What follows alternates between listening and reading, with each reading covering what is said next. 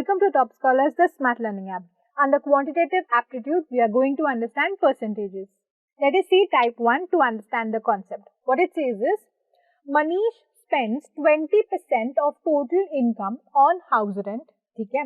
25% of the remaining income on school fees and 25% of total income on other items. If his savings is 10955 or rather 10,955, then what is the total income of Manish? ठीक है, हमको पूछा गया है question में कि income बताना है, टोटल इनकम. हमको पता है इनकम का जो फॉर्मूला है वो है सेविंग्स और एक्सपेंडिचर का एडिशन. सेविंग्स और एक्सपेंडिचर को सब कुछ ऐड कर देंगे तो हमको पता चलेगा कि हमारा इनकम कितना है. अब फॉर दिस हमको दिया गया है कि उसकी सेविंग्स जो है ना 10,955 है. ठीक है, हमारे पास ये वाला फिगर भी रेडीली अवेलेबल है कि 10,955 इसका सेविंग्स है. Now with respect to expenditure ना हमको कुछ परसेंटेज फॉर्म में दी गई है चीजें.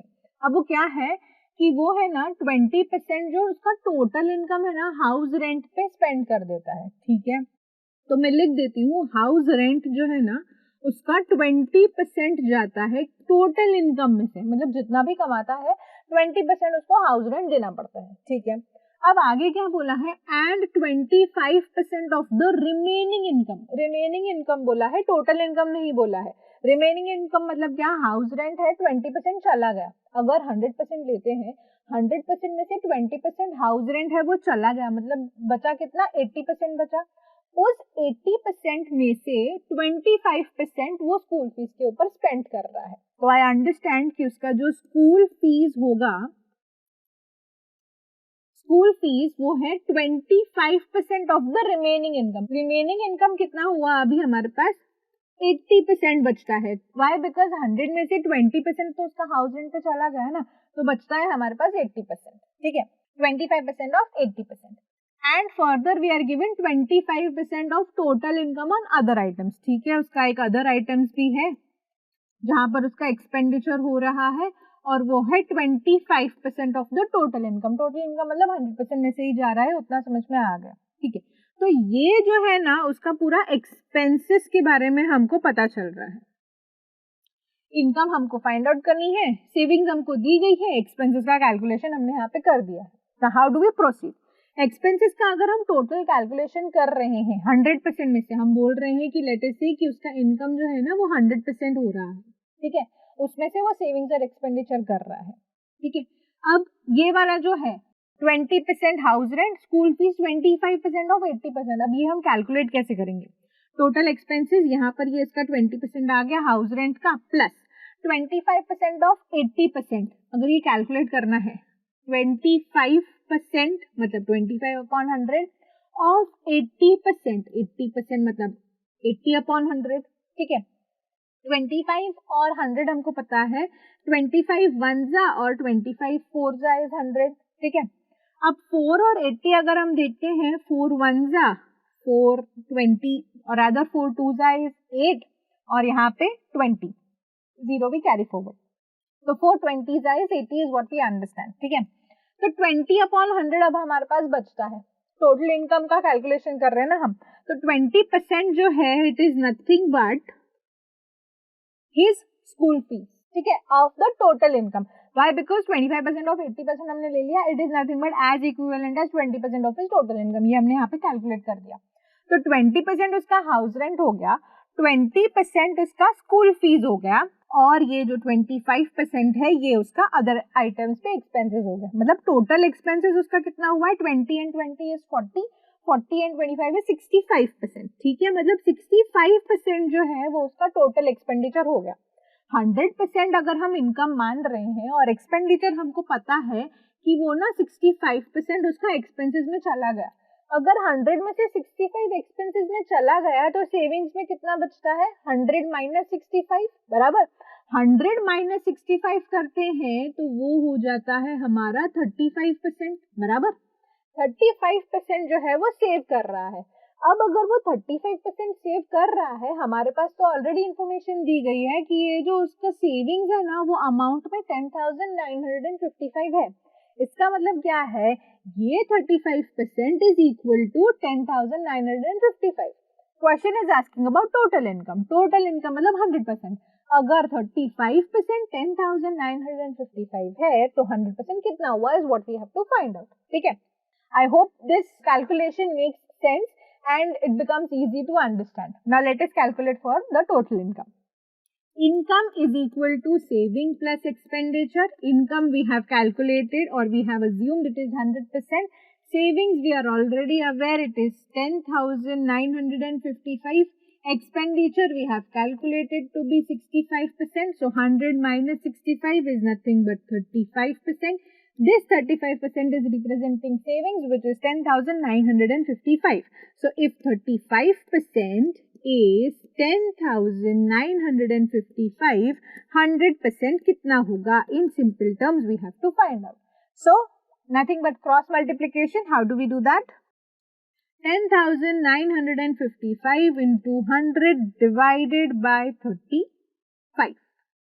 So let us cancel out this with the table of 5. This becomes 7za, and here it will be by the table of 5. 5 2za is 10, 5 1za is 5. We are left with is 4. 45 बचता है, तो 5 9za is 45 और यहाँ पे बचता है 1. ठीक है.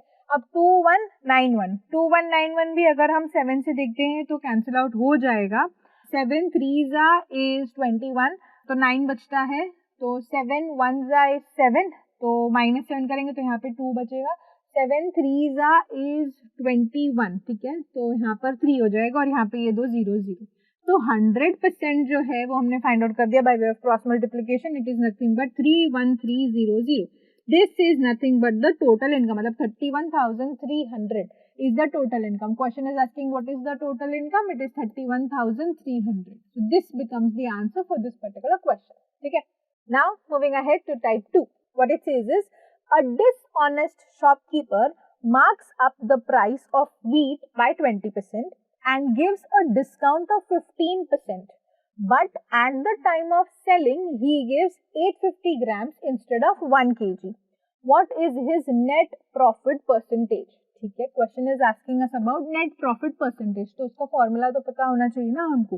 And right here net profit percentage NPP is equal to selling price minus cost price upon cost price into 100. Percentage में है तो हमने इनटू 100 भी कर दिया. ये हमको पता है, इसका फॉर्मूला है.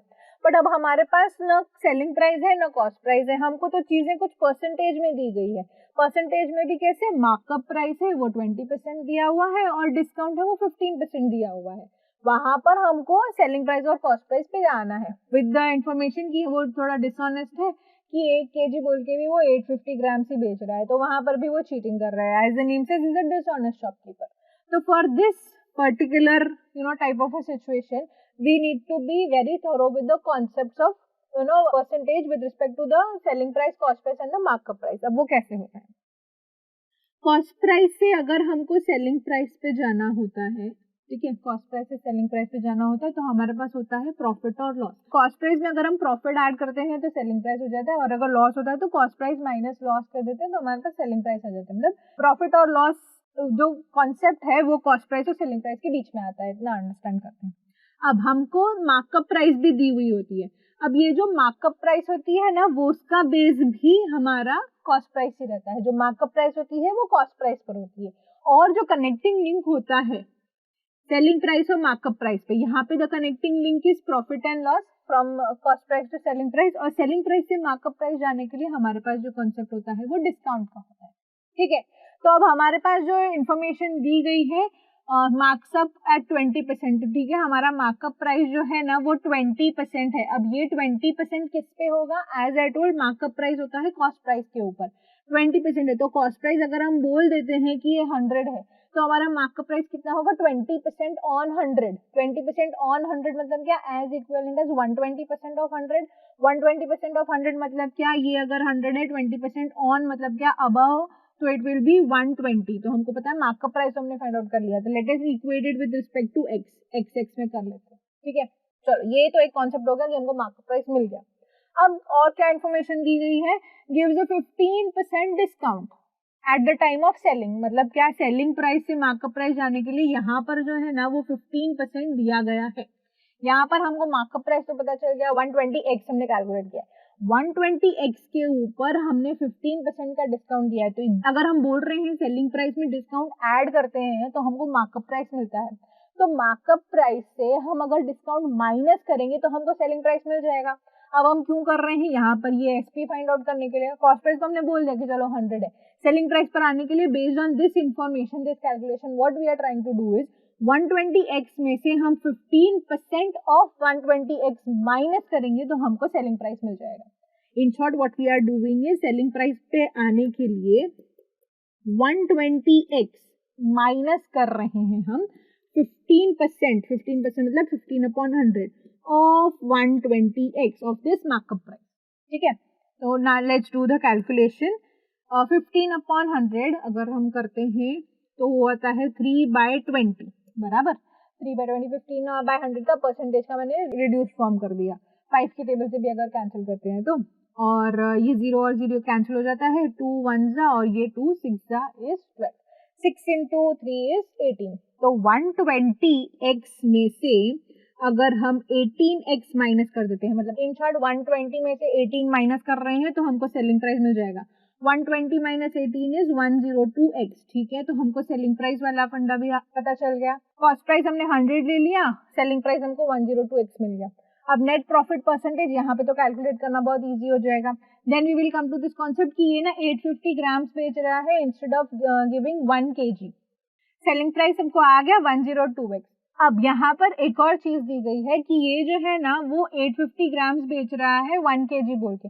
यहाँ पर भी वो डिसऑनेस्टी कर रहा है। मतलब क्या कि उसका जो कॉस्ट प्राइस होगा वो तो उसका 850 ग्राम्स पे होगा ना, कॉस्ट प्राइस उसका 850 ग्राम्स का है, सेलिंग वो 1 kg का कर रहा है। तो लेट अस से our cost price is 850x, ये 850x पे वो 1000 ग्राम्स बेच रहा है, 1 kg मतलब 1000 ग्राम्स, करेक्ट। तो 1000 ग्राम्स बोल के वो एक्चुअली 850 ग्राम्स बेच रहा है, तो यहाँ पर भी वो डिसऑनेस्टी कर रहा है, correct.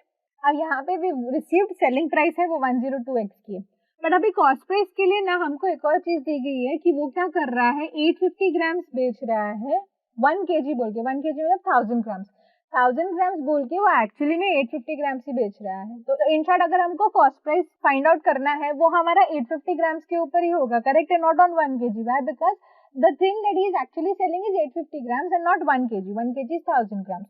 So cost price of 850 grams is what we need to find out। ठीक है, हमने क्या अज्यूम किया है यहाँ पे कि हमारा 100x है, मगर वो तो 1 kg पे था ना, तो 100x on 1 kg, but actually we are selling what, how much, 850 grams।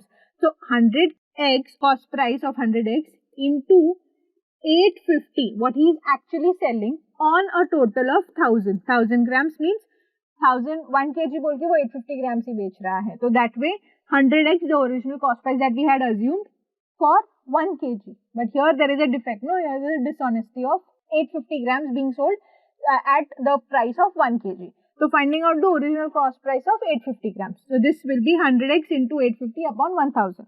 Cancelling it out, what we have is 0, 0, 0, 0 get cancelled here. तो कॉस्ट प्राइस ऑफ 850 ग्राम्स हमको आता है 85 इंटू एक्स, मतलब 85x है, ये हमारा एक्चुअल कॉस्ट प्राइस है। ठीक है, कॉस्ट प्राइस हमको पता चल गया, सेलिंग प्राइस हमको पता चल गया। This two we will correlate and we will put it in the formula for net profit percentage, that is selling price minus cost price upon cost price into 100. So now what we have is selling price is 102x और cost price हमने find out किया यहाँ पर 85x upon the cost price that is 85x into 100। ठीक है, now 102 minus 85, 102 minus 85, understand 85 और 100 के बीच में 15 का डिफरेंस है और 102 मतलब +2, तो ये हो जाएगा 102 minus 85 is nothing but 17x upon 85x is into 100। ठीक है, अब ये x और x कैंसिल हो जाएगा, 17 और 85 अंडरस्टैंड, 17 5 is 85, तो ये 17 1 ये 17 5 500 divided by 5, 100 divided by 5 I understand is 20। The question is telling us to find out net profit percentage, so this becomes nothing but 20%।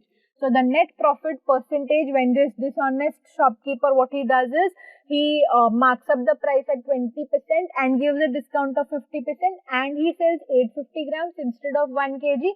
He is getting a net profit percentage of 20%. So 20% becomes the answer for this particular question.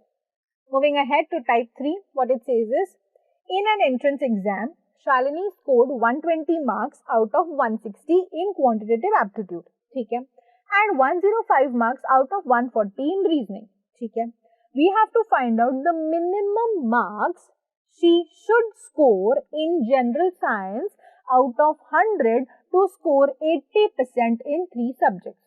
ठीक है. अच्छा, हमारे पास अभी 3 subjects हैं, quantitative aptitude, we have reasoning and we have general science, ठीक है.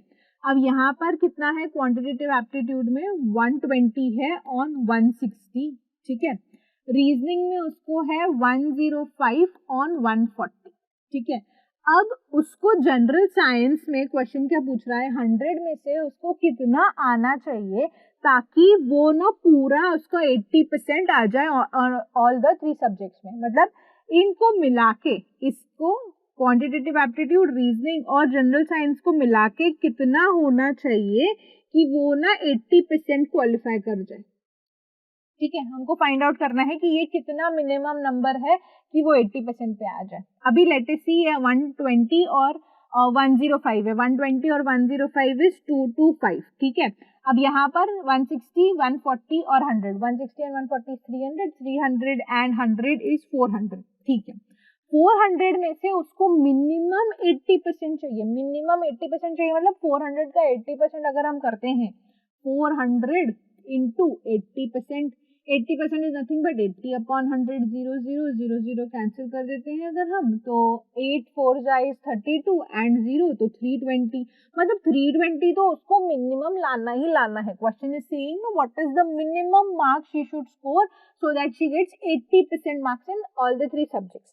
320 तो उसको लेकर ही आना है, बट आउट ऑफ दिस 320 ना 225 वो ऑलरेडी लेकर आ चुकी है ना क्वांटिटेटिव एप्टीट्यूड में और रीजनिंग में. तो डिफरेंस कितना है, कितना होना चाहिए, it is nothing but this 320 minus this 225.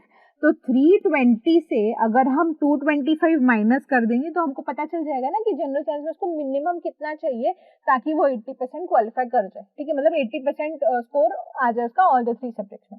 तो 320 माइनस 225 करेंगे तो 320 और 120 डिफरेंस इज 100, बट यहाँ पे 25 है तो 225, तो the difference will be nothing but here 95. तो अगर हम वैसे भी करते हैं तो 10 माइनस 5 इज 5 एंड यहाँ पे 30, यहाँ पे 11 हो जाएगा. 11 माइनस 2 इज 9, तो डिफरेंस इज 95. मतलब जनरल साइंस में उसको 95 तो लाना ही चाहिए सो दैट वो 80% का मार्क जो है मतलब 320 क्वालिफाई कर जाए, ठीक है. So the answer is minimum marks that she should score is 95 in general science so that उसका 80% जो मार्क्स है तीनों सब्जेक्ट्स में आ जाए. 80% मार्क्स मतलब 320 में से अगर उसको क्वालिफाई करना है 400 में से 320 उसको लाना पड़ेगा. 320 उसको लाना पड़ेगा, ऑलरेडी उसके पास 225 है. डिफरेंस कितना 95, उसको सिर्फ 95 मार्क्स चाहिए जनरल साइंस में ऑन अ टोटल ऑफ 100. ये पूरा क्वेश्चन का क्रक्स है, ठीक है. So the answer becomes 95. Moving ahead to type 4, what it says is out of 2,500 inhabitants in a town, 70% are males, of whom 18% are literate. मतलब ठीक है 2,500 का कुछ पॉपुलेशन है, उसमें से 70% ऑफ द पीपल है वो मेल है, और उन मेल में भी 70% मेल्स में 18% ऐसे हैं जो लिटरेट है, ठीक है. अब क्वेश्चन क्या बोल रहा है, if from all of the inhabitants, मतलब और मतलब मेल और फीमेल सबको इंक्लूड करके बोला गया है कि 35% जो है वो लिटरेट की कैटेगरी में आते हैं, then what percentage of the females of the town are literate. ठीक है, हमको क्या पूछा है, बताना है कि फीमेल्स कितनी है जो लिटरेट होंगी. हमारे पास जो इन्फॉर्मेशन दी गई है वो बोल रहा है कि 2500 जो है ना वो पूरे इनहेबिटेंट्स है, मेल प्लस फीमेल. इसमें से 70% है वो मेल को बिलोंग करता है, तो ऑब्वियस सी बात है कि रिमेनिंग 30% फीमेल का होगा, ठीक है. अब ये तो मेल और फीमेल का बाइफर्केशन हो गया. इसके अंदर एक और बाइफर्केशन है लिटरेट और इलिटरेट का. तो लेट अस से 70% मेल में से यहाँ पे दिया गया है कि 18% जो है वो लिटरेट है, ठीक है. तो रिमेनिंग होगा वो इलिटरेट का होगा. Let is not even calculated because the question is asking about the females of the towns who are literate, ठीक है. तो यहाँ पर जो है फीमेल्स का बाइफर्केशन नहीं दिया हुआ है, मगर ये बोला गया है कि 35% जो है ना वो लिटरेट है. सभी को मिला के, मेल और फीमेल को मिला के, मतलब क्या, ये जो 35% है ना वो किसको रिप्रेजेंट कर रहा है, पूरा पॉपुलेशन को, मेल प्लस फीमेल को. तो ये जो है ना वो पूरा लिटरेट का डेटा है, ठीक है. हमको बताना है percentage of females who are literate, ठीक है। यहाँ पे हमको बताना है कि लिटरेट और इलिटरेट, ठीक है। हमको बताना है कि ये कितना होगा इन शॉर्ट, ठीक है। चलो let's break it down everything that we have. Firstly we will calculate for this figure. Okay, ये जीरो और ये जीरो अगर कैंसिल आउट हो जाता है 35 इंटू 25, 2 क्रॉस 2 से अगर हम करते हैं 35 and 25, 5 5 is 25 and 5 3 is 15, 5 2 is 10, 15 and 10 gives me 25, and here I have 3 2 is 6, so I have 5 here, 2 carry, 5 plus 2 is 7, here 2 carry, 6 and 2 is 8, so 875 are the total number of literates, male plus female. This is the information that is given to us, ठीक है। अभी चलो यहाँ पे आते हैं, 2500 total है, उसमें से 70 मेल है। 70 मेल है मतलब क्या, if we calculate 70 upon 100, 70% of 2500 are male, तो जीरो और जीरो यहाँ पे जीरो जीरो कैंसिल कर देते हैं, 25 इंटू 7 करते हैं और यहाँ पे जीरो, तो this become zero, so this zero I will write here. 7 into 5 is 35, I will write here 5, I will take 3 carry forward, 7 into 2 is 14, 14 and 3 gives me 7, ठीक है। तो इतना पता चल गया कि जो 70% ऑफ मेल है ना वो 1750 है टोटल में, ठीक है। तो फीमेल्स कितनी होंगी, ऑब्वियस सी बात है 2500 माइनस 1750 करेंगे उतनी हमको फीमेल्स मिल जाएगी। या तो अलग वे है कि 30% ऑफ 2500 कैलकुलेट करें, मतलब 30/100 into 2500, both ways will get the same answer. तो 2500 माइनस अगर हम 1750 करते हैं तो हमको फीमेल्स मिल जाएंगी। यहाँ पे आ जाएगा 0, यहाँ पे 5, यहाँ पे 14, यहाँ पे 7, तो 750 in short. 30% is nothing but 750। हम वैसे भी कैलकुलेट कर सकते थे कि अगर 2500 जो है 100% है तो 10% होगा हमारा 250। अगर ये 10% है तो 30% कितना हो जाएगा, इन शॉर्ट इंटू 3, बराबर। 30% फाइंड आउट करना है तो 250 into 3, 250 into 3 is nothing but 750। ये हमको फीमेल्स का मिल गया डेटा, ये फीमेल्स का, ये मेल का। Now calculating 18% of this 1750, 18% of 1750 करना है, 1750 into 18 upon 100, this 0 and this 0 getting cancelled, this I can divided by the table of 5, 5 2s are, and this is 5 3s are is 15, I left with 2, 25 हो जाता है, तो 5 5s are is 25। यहाँ पर 35 into 18 divided by 2, 2 and 18 I can cancel it by the table of 9, 2 9s are is 18, and so what you are left with is 35 into 9, ठीक है। 35 into 9 करना है तो यहाँ पर आ जाता है 45, 9 into 3 is 27, 27 and 4 is 31, ठीक है। तो 315 जो है वो हमारे 18% ऑफ लिटरेट मेल्स रिप्रेजेंट करते हैं। टोटल हमको पता है मेल प्लस फीमेल 875 है, उसमें से अगर मेल हम माइनस कर देते हैं, ये जो 875 है मेल प्लस फीमेल, उसमें से अगर हम मेल को माइनस कर देंगे तो हमारे पास फीमेल बचेगी ना। क्वेश्चन पूछ रहा है what percentage of females of the town are literate, हम उसको परसेंटेज में कन्वर्ट कर देंगे। अब 875 में से माइनस मेल जो है 315, उनको सब्ट्रैक्ट कर देंगे तो हमारे पास क्या बचेगा, 5 minus 5 is 0, 7 minus 1 is 6 and 8 minus 3 is 5, 560 जो है हमारे पास यहाँ पर फीमेल्स बचती है। The question is saying percentage of females of the town who are literate, percentage हमको फाइंड आउट करनी है of the females of the town who are literate. 560 तो सिर्फ नंबर है, ये लिटरेट है on a total of what 750, तो in terms of percentage अगर कन्वर्ट करना है तो हमको क्या बोल रहे हैं, 560 जो लिटरेट है on a total of 750 females, उसमें से ये परसेंटेज फॉर्म में इतनी लिटरेट फीमेल्स है परसेंटेज के मैटर में, okay, in terms of the percentage calculation. So 560 upon 750 into 100, this 0 and this 0 get cancelled, ठीक है। 75 और 100 I understand 25 3s is 75 and 25 4s is 100, तो ये 3/4 हो गया, ठीक है। तो अब ये 4/3 हो गया, 75 and 100, 3s and 4s। अब 56 और 3, so you have is 56 into 4 divided by 3, 56 divided by 3 into 4, so when I do 6 into 4 is 24 and here I have 20 and 2, 5 4 is 20 plus 2, 224 divided by 3. When I do, I'll get the percentage of females of the town those who are literate. So I have here 3 7s is 21, I have 1 and 4. So 3 and 14. So 3 4 is 12. I'm left with is 2. So 0 point आ जाएगा 74.6. So 74.6% of the females of the town are literate. So what we did is we did the bifurcation of the total population with respect to, I'll write it down, total population. We did the bifurcation, total population, male and female. Under that, male we have received or we have calculated to be 1750 and 750 for females. Now from this, males also we did the bifurcation of literate and illiterate, and for females also literate and illiterate. For females, we were able to find out the number of literate were 560. Okay, and with respect to male, the total number of literates that we found out was 315. The total was given to us as 35% were literate. So 35% it represented 875 of the literate people. From this bifurcation, 560 were females and 315 were males. Calculating the percentage of the females of the town was 74.6%. So 74.6% becomes the answer for this particular question.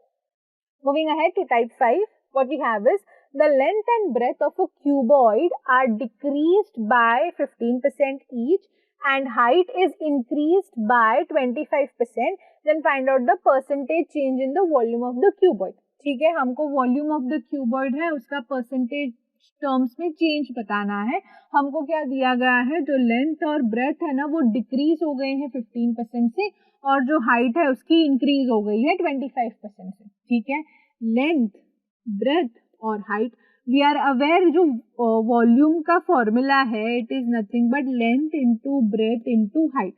अब हम क्या बोल रहे हैं, let us से जो length है ना वो हम कंसिडर कर रहे हैं 100, ब्रेथ भी हम कंसिडर कर रहे हैं 100 और हाइट भी हम कंसिडर कर रहे हैं 100. तो volume, the formula is length into breadth into height. तो 100 into 100 into 100 it is nothing but 1 and 6 times 0 which is nothing but 10 lakhs. ठीक है, ये हमारा वॉल्यूम हो गया. अब वॉल्यूम में क्या हो रहा है, थोड़े से चेंजेस हो रहे हैं. अब चेंजेस कैसे हो रहे हैं, जो लेंथ और ब्रेथ है ना वो डिक्रीज हो रही है 15% से.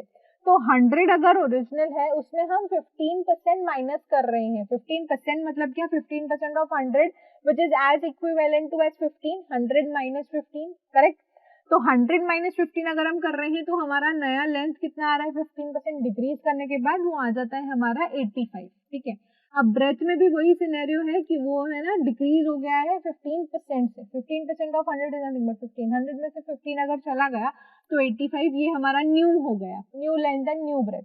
और जो हाइट है उसके लिए बोला गया है कि वो इंक्रीज हो रहा है 25% से. ठीक है, अगर इंक्रीज हो रहा है, पहले 100 था अभी इंक्रीज हो गया 25% से, तो इंक्रीज ऑफ 25% ऑन 100 बराबर, पहले 100 था अब ये ओरिजिनल है, अब उसमें 25% और ऐड करना है हमको तो वो हो जाएगा 125. तो हमारा जो न्यू वॉल्यूम है वो क्या हो जाएगा, in short length into breadth into height, मतलब 85 into 85 into 125. So now when we do 85 into 85, if we do 85 into 85, I'm doing the 2 cross 2, okay. 5 into 5 is 25, 40 and 40 gives me 80 and here I get 64. तो यहाँ पे I have 5, यहाँ पे 2, 64 और 8. 64 में अगर 8 add किया तो आ जाता है 72. 7225 into 125 करना है. तो let us do here 7225 into 125. तो अगर हम करते हैं by the traditional method, if I were to do, so 5 5s is 25, your 5 2s is 10 plus 2 12, 5 2s is 10 plus 1 11, 7 and 5 is 35 and here I get 36. Then double of it, 5 2s is 10, 2 2s are 4 plus 1 5, 2 2s are 4 and 7 and 2 is 14. And here if I add, I get here 5, 2, 2 and 7. When I do the addition, what I get is 5, 2. 5 and 5 is 10 and 1 11. 6 and 2 is 10. 10 and 2 is 12. 12 plus 1 is 13. And here I get 4 and 3 7. 7 and 2 9 and 1 10. ठीक है, 7 8 and 9. ठीक है, so इसका multiplication 85 into 85 into 125 if I do, what I get is 9,03,125. This becomes the new volume. So my new volume, if I do the calculation 85 into 85 into 125, it is nothing but 903,125 means 9,03,125. Now this is the original volume. This is the new volume based on the changes. The question is saying find out the percentage change. Percentage change मतलब क्या? Old minus new upon old into 100, correct? So the percentage decrease would be 10 lakh minus 9,03,125 upon 10 lakh into 100. So this will be the percentage change in the volume. So on calculating, it will be nothing but 10 lakh minus 9,03,125 upon 10 lakh into 100. So when we do the calculation, 10 lakh minus 9,03,125, what we get is, we get 96,875. Okay, this the subtraction, and this upon 10 lakh into 100. So the zeros will be cancelled, okay? And here 1, 2, 3 and 4 zeros are there. So here with respect to the point, I understand in terms of the percentage, it is nothing but 9.6875%. So when we calculate, this becomes the answer, that 9.6875% is the percentage change in the volume of the cuboid. Moving ahead to type 6, what it says is, Sunil's income is rupees 28,000 per month. He saves 14% of his income. If his income increases by 20%, then he reduces his savings percent by 6. By what percentage is his current savings less than his earlier savings? ठीक है, अब ये situation दी गई है कि सुनील है ना, उसका इनकम है 28,000. अब वो क्या कर रहा है, थोड़ी सी चेंजेस हो रही है. कैसे कि उसका जो इनकम में से है ना, वो 14% सेव कर रहा है. बट अभी क्या हो रहा है, अगर उसकी इनकम 20% से बढ़ा दी जाए तो वो है ना, वो सेविंग्स जो है ना 6% से रिड्यूस कर देता है. तो हमको क्या फाइंड आउट करना है, what percentage is his current savings less than the earlier savings. अब उसका जब इनकम इंक्रीज हो रहा है तो वो कम सेव कर रहा है, बराबर. हमको फाइंड आउट करना है कि ये चेंजेस होने के बाद उसका कितना परसेंटेज चेंज है अभी के सेविंग्स में with respect to his earlier savings. ठीक है, चल लेट्स फाइंड आउट. हमको तो पता है कि जो इनकम होता है ना, वो सेविंग्स प्लस एक्सपेंडिचर होता है. ठीक है, वह हमको क्या बोला गया है कि उसका इनकम जो है ना 28,000 है. ठीक है, इनकम अगर हम बोल रहे हैं 28,000 है, वो पर मंथ का है, और वो है ना 14% सेव कर रहा है अपना इनकम. 14% इनकम का सेव कर रहा है, मतलब 28,000 का 14% सेव कर रहा है. ठीक है, 28,000 का 14% वो सेव कर रहा है. मतलब अगर अमाउंट के इसमें चाहिए हमको कि अमाउंट कितना अमाउंट सेव कर रहा है, तो when I do 280 into 14, so what I get is, here I'll take 0, 14 into 8 is 112, so I'll write 2, I'll carry forward 11, 14 into 2 is 28, 28 में 11 अगर हम ऐड कर देते हैं तो it becomes 9 and 3, तो 3920 जो है ना, वो अभी उसका सेविंग्स है, 14% सेविंग्स. अब क्या सिनेरियो हो रहा है कि उसकी इनकम है ना 20% से इंक्रीज कर देते हैं. तो अभी तो 28,000 है, अगर हम 20% इंक्रीज कर देते हैं, 20% मतलब क्या, इसका 10% कितना हो जाएगा, 2,800, बराबर. ये 100% है तो ये उसका 10% होगा. 20% कितना हो जाएगा, इसका डबल, मतलब इसका एडिशन कर देंगे तो 006 एंड 5,600 है, उसका इनकम बढ़ जाता है. अगर उसका इनकम बढ़ जाता है तो यहाँ पे उसका एडिशन हो जाएगा, करेक्ट, 006 3 और 3. मतलब अभी अगर उसका न्यू इनकम जो है 33,600 हो गया, तो वो क्या कर रहा है, reduce his savings percent by 6% से रिड्यूस कर रहा है. पहले वो 14% करता था, अभी वो 6% से रिड्यूस कर रहा है. मतलब क्या, अभी उसका एक्चुअल सेविंग्स कितना हो रहा है, 8%. 8% कितने पे हो रहा है, 33,600 पे. 33,600 पे 8% कितना होगा, it will be nothing but 8/100 into 33600. तो अगर हम जीरोस एंड जीरोस कैंसिल कर देते हैं, 8 6 is 48 and 8 3 is 24 plus 4 is 28. Carry forward 2. 8 3 is 24 plus 2, it is 26. अभी जो उसका सेविंग्स हो जाता है वो अभी हो जाता है 2688. पहले कितना सेविंग्स था उसका, 3920, मतलब 3,920 पहले था जब उसका इनकम 28,000 था. अब उसका इनकम अगर 33,600 हो गया है ना, तो उसका सेविंग्स डिक्रीज हो गया, वो है 2,688 पे। क्वेश्चन क्या पूछ रहा है, percentage in his current savings, मतलब कितना डिफरेंस है, अभी तो डिक्रीज हो गया ना, कितना परसेंटेज डिक्रीज हो गया उसका current savings in comparison to his earlier savings. अभी कितना परसेंट डिक्रीज हो गया है in comparison to his prior savings, मतलब 2688 is how much percent less than 3920 is what we need to find out. So taking the difference first, prior 3920, now it is 2688. The difference between the two, if we take, it is nothing but now it is 2, 3, and here it will become 8. 8 minus 6 is 2. Okay. And 3 minus 2 is 1. Now this is the reduced savings of Sunil. ठीक है. This 1232 on his earlier savings कितना था 3920, ये हमको find out करना है. This into 100. Why? Because it is asking in percentage terms, so हम multiply कर देंगे by 100. Now solving for this 0 and this 0, if I am cancelling it out by the table of 2, if I were to cancel out 1, 9 and 6, this will become 196 and this will become 6, 1 and 6, 616 and 196. ठीक है, 196 तो मुझे पता है 14 into 14 is 196.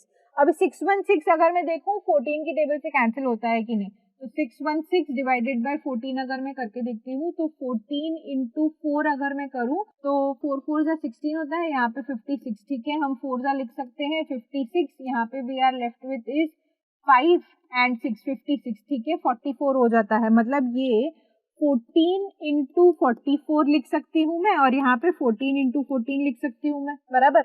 ये 14 और ये 14 है, कैंसिल आउट हो गया. अब we are left with is 44 and 14.